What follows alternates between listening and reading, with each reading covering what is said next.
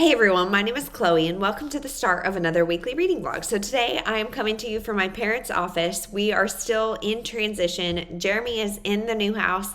We are still here with my parents for a couple more days and we are just getting by. We're doing great things. Everything's going well and we're getting by. So I am here to tell you that I finished Lifted Up by Angels by Lurleen McDaniel.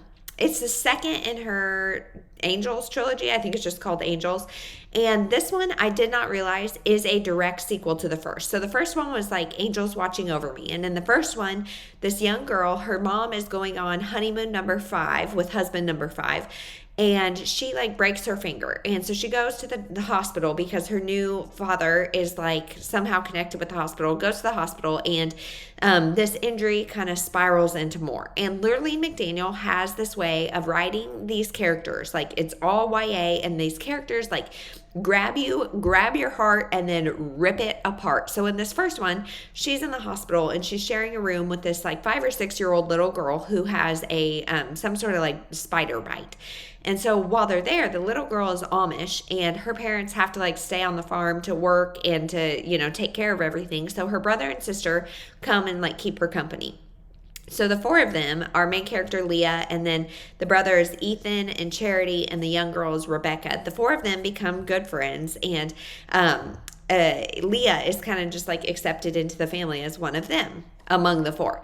So that's what happens in the first book. The second book now is that summer, because that all happens like over Christmas. That summer, Leah decides to take a job in a town, like the town that is near her the Amish farm.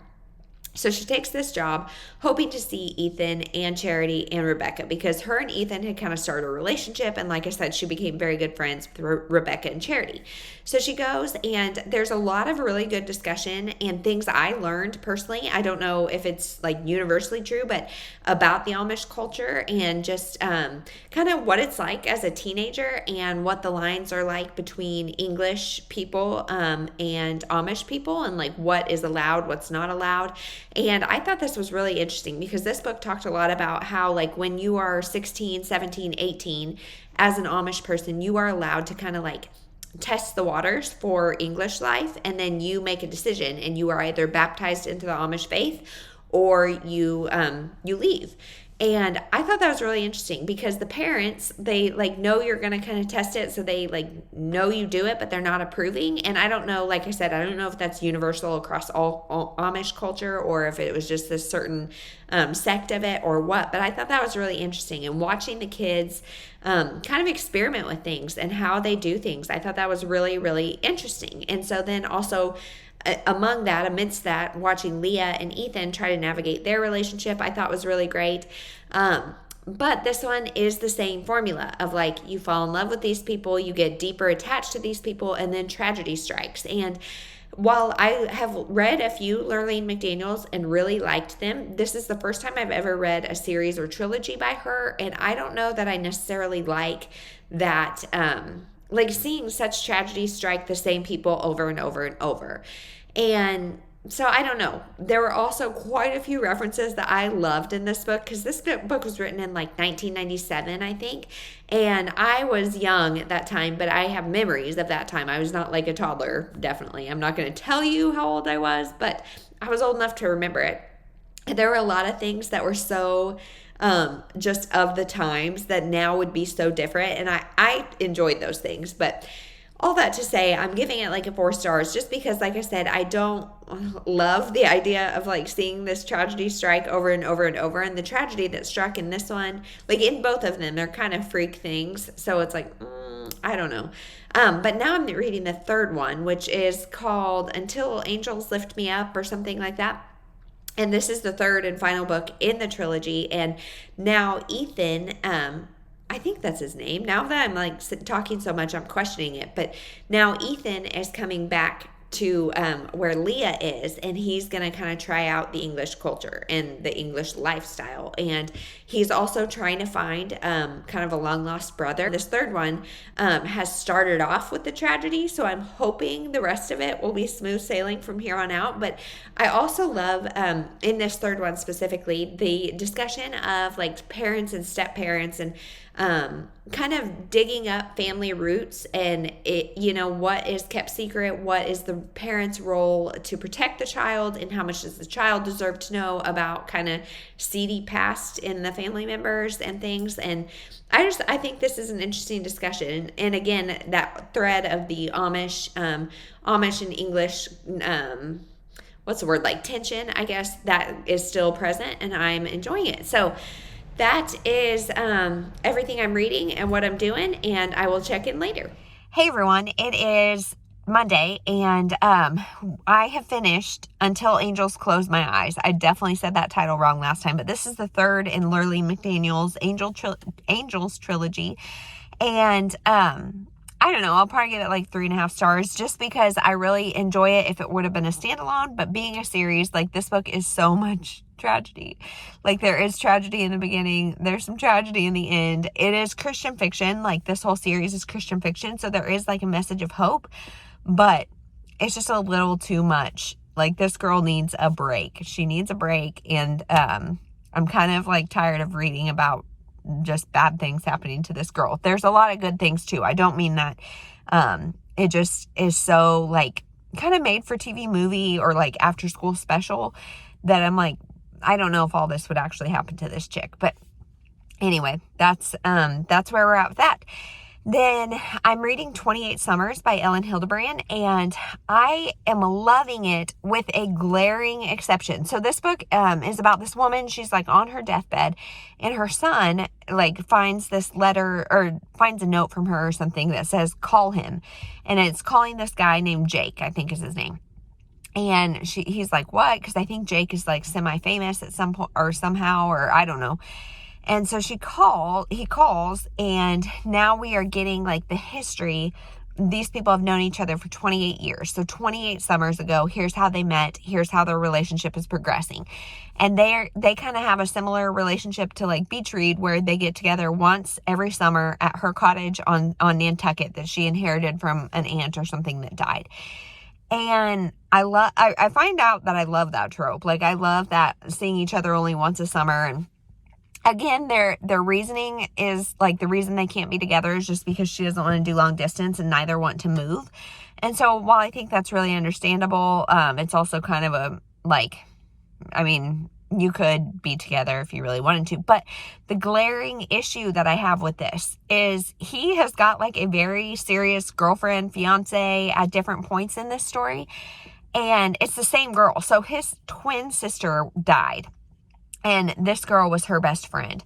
And so they've got this history. They've been together since like 6th grade. And they've got this history both for that. And then it's understandable why he's with her, even though she's kind of terrible now. Because, like, one, they have that long history. Two, she was like, she's a good memory and knows him and his family like nobody else does. And so I get that. But like, they are engaged. And he's going to have this summertime. And he's lying about it. And like, hard pass, you guys. Cheating in books, like, I feel like there are times where I'm okay with reading about it, but this is not one. This is one where I'm like, you guys, this is effed up. And like, she's been dating other people at times, like, but he's like in a very, very serious relationship, still screwing around with this girl every summer. That's not fair to like, and our main character knows about it, but that is not cool. That is not cool. And so, like, for that reason, I'm like, I don't want you guys to get together, because you need to be man enough to be like, no, I'm not in this relationship, or yes, I am. Like, this is not okay. So we'll see if somehow it redeems itself. I kind of doubt it, or like don't know how it would, but we'll see. Otherwise, I'm really liking the book. Like, the first 28 years ago was like 1993. This book is written in 2021, I think, or 2020. I don't know. And, so like, it's like, what are we doing in 1993 and what are we doing in 1994? Like, and like we as a collective culture, and I guess specifically American culture, but almost like worldwide culture. What are we doing? And those are really interesting and fun and nostalgic for me. So I'm liking it. I just wish there was a way around this cheating, that this was not happening, but we'll check in when I finish it. Hey everyone, it is Wednesday, and I finished 28 Summers by Ellen Hildebrand, and I think I'm going to give it like 3.5 stars, maybe. I really liked it, and I really wanted to like it, but that whole cheating bit is like, I don't think this is okay, and I like am not really shipping you guys, because you need to communicate with your significant others and not do this, because this is shitty.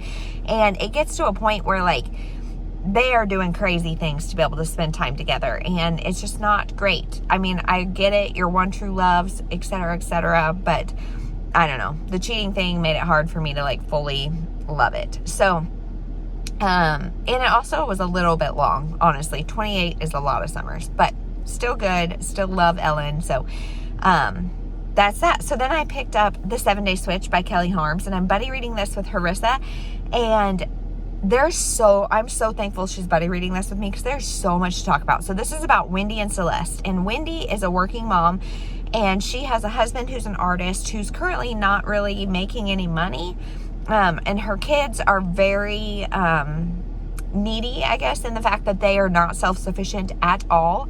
And she has just this image that she's got it all together. She's a working mom. She's got a husband who's really attractive.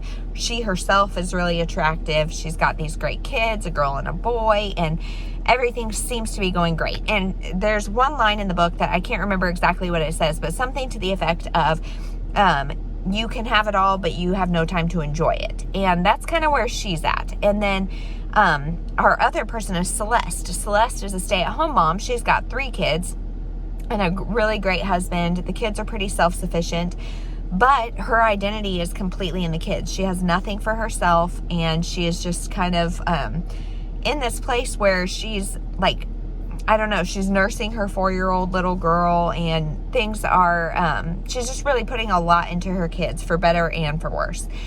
And so, this is them, and kind of that conflict between working moms, stay-at-home moms, the mommy wars, whatever. And then they have like a Freaky Friday switch, and so they wake up in each other's bodies. And this is like the best of Wife Swap meets Freaky Friday, and it's so good. I really am appreciating the commentary, so I can't remember where exactly this takes place, but in this culture, working moms are the norm. And so you see like Celeste, like Pinterest mom, whatever. I expected her to be like the Miss Goody Goody, Miss Popular, involved in all the things, and she's not. Instead, like her daughter's 11, and it's her first time playing sports, and all the other moms kind of look down on her because she stays at home. And it's just a really interesting conversation about how either way, it's a hard road, you guys. Like if you're working, you're juggling so much. And if you're staying at home, you're also juggling a lot. You're working either way, inside or outside of the home. And either way, it's really hard to get your identity wrapped around what that expectation is. And it's a really, really good book, and I'm really enjoying it. And like I said, I would highly recommend this as a book club read, or like a mom group read or something, because there's so much to talk about. And I feel like this does a really like realistically good job. It's not the stereotypes of a working mom and a stay-at-home mom. Instead, it's like Kelly Harms almost has experience with both. The thing that I'm really not liking is Wendy. So they switch bodies, and Wendy, our working mom, is in the body of Celeste, our stay-at-home mom, who is, like I said, still nursing her almost 4-year-old. And she's like, I'm not doing that. And so she is like trying to wean this 4-year-old. And I'm not making any commentary on how long you breastfeed your kids. I don't care. You do you. Your boob, your problem. Not my boob, not my problem. But I know that weaning is hard, and when you are breastfeeding, it's about so much more than the milk. It's about the connection, it's about the bond, and the reason she's still doing it at that age, we don't know. We know it's probably not because she's worried about the kids' nutrition. It's probably a lot deeper than that, and there's probably a lot more going on. And I think that is not her place to make that decision. It is not her place at all, and I really don't appreciate that she's making that decision for Celeste, because that long postpartum, I imagine if you dry up, there's no real relactating. Maybe I'm wrong, but I don't think that's a decision that can be reversed. And so I really don't appreciate that, and it makes me not like Wendy, when in truth, both of them have a lot of insecurities and a lot of things they're trying to juggle. And so I don't think either is doing better, and I don't think either has a harder job. And I think this does a good job of talking about that. So that is it. I will update when I finish it. Hey everyone, it is Saturday, and I am just sitting outside at our new house right now. I have not updated in a while because it has just been a whirlwind, you guys. It has been a whirlwind. I don't know. I think we came up Thursday. Me and the girls. Oh. There was a big bee just like trying to get fresh. Oh, new backyard, new issues, I guess. This is clearly not enclosed like our other one was. And there's a lot of landscaping here because the people before us were really into it. So there's a fair amount of landscaping and flowers and stuff, which means there's a fair amount of bees. But anyway, yeah, I think we came up Thursday, and then it's just kind of been craziness since then. And so I haven't updated, but I have been reading. So I read 28 Summers and finished that. I think I told you guys about that. Liked it, just couldn't get behind the whole cheating thing. Then yes, I definitely updated you. Then I read 7 Day Switch with one of my sweet subscribers, and I, first of all, loved buddy reading with her. So if anybody ever wants to buddy read, you just let me know, because I live for them. I love them. But this book was so good. I haven't written my review yet, but I think I'll probably give it like a 4 stars. It was very good commentary on motherhood and just how motherhood is hard. And this book actually started a lot of conversation, not just between me and the person I was buddy reading with, but also like me and some of my mom friends, and just different discussions. And like I said, I feel like I know Kelly Harms is the mom of one, I think. And as an author, I imagine she kind of gets both sides of the like stay at home, but also the working mom. I don't know anything about that's probably not a fair assumption, but I just felt like this was a very, very accurate portrayal of just how things are, and just the differences, and how no matter what difference we're talking about, if it's our job, if it's anything, we all think we have it the hardest. And a lot of times moms just need, women, everybody, humans just need that recognition of like, hey, I see you. I see what you're doing. It's hard. You're doing the best you can, and your kids will be fine, or your life will be fine. Whatever it is, everybody's method looks different. And I think the end of the book got a little bit more serious, but I didn't mind it. I thought it really just wanted to like drive that point home that like, hey, we all need each other, because this thing called life is hard. So, yeah, really enjoyed that book. And I thought like there was a lot to talk about, especially, the person I buddy read with was about to have her first baby. And then of course I've got my 2 girls, that are young, and I stay at home. And then I have a friend who I talked extensively with about this book who works, and it's just interesting. No matter what, it's hard. It's hard. So then I picked up The Last Flight by Julie Clark, and I was so excited for this book. So this book is about 2 women who meet at the airport and decide to switch. One is running from a life of like drug dealing and kind of some stuff there, and one is running from her abusive husband, who is a politician and from a really well-known family. And so they're both running from things, and they decide like, hey, I'll go on your flight, you go on mine. But then one of the flights crashes. And so what happened, who was on the flight, what happened to this plane? There's lots of questions. However, this book is told in dual perspectives and like multiple timelines. So the one with the abusive husband, we get her timeline in present day. And she's kind of like, we're seeing her assume the identity of the other one, and just kind of what's going on there. The other one, we get all past, like her history, and she is the one that was in drug dealing and that kind of stuff. And I don't like those storylines. I just have no interest. I have no interest in the seedy underbelly of drug trafficking and stuff. And so I like truthfully had to reread parts, and I was like zoning out because I was like, I don't care at all. And I am in so much the minority about this book, so much the minority. And yet I just didn't really care for it. Like, it had a decent enough twist. Probably won't remember it. Maybe I need to read it in a different time because this has been like kind of a stressful process. There's been kind of a lot going on. So I'll probably keep it on my shelves. But as of now, it's like a 3-star. I don't really see the hype. It was good, not great. Most of our time is spent in the past, it feels like. And then the big, like the present time is kind of rushed and short. So the overall book is less than 300 pages, I think. So check it out if you're interested in the premise and don't mind like storylines heavy in drug trafficking. I just have no interest. I don't know why.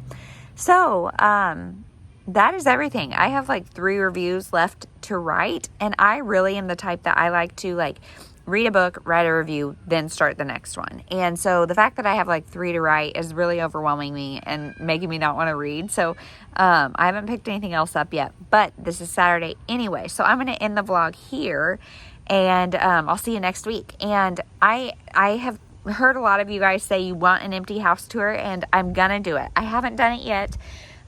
Because you guys, what was I thinking? When would my house be empty? Like Jeremy moved the boxes in, but he didn't really do much else. And so then it's just been me mad dashing around, and my mom is here until tomorrow, and he's like helping now, but like he really needed some help, to get stuff done. So yeah, my house is not empty, and like there's stuff everywhere. But as soon as we get some sort of order, I will do a house tour. Until then, I do have some pre-recorded content, so I hope that doesn't bother you. But yeah, that is everything. Thanks for hanging with me. And we'll see you next week.